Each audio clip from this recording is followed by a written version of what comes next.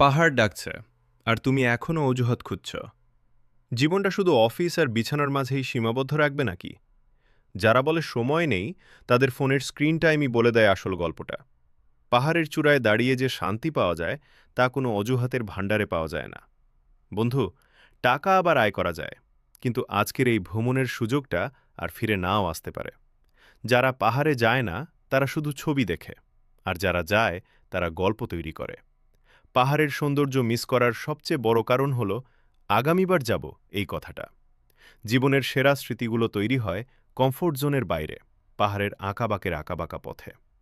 বন্ধুদের অজুহাতের পাহাড় যত বড়ই হোক, প্রকৃত পাহাড়ের সৌন্দর্যের কাছে তা কিছুই না।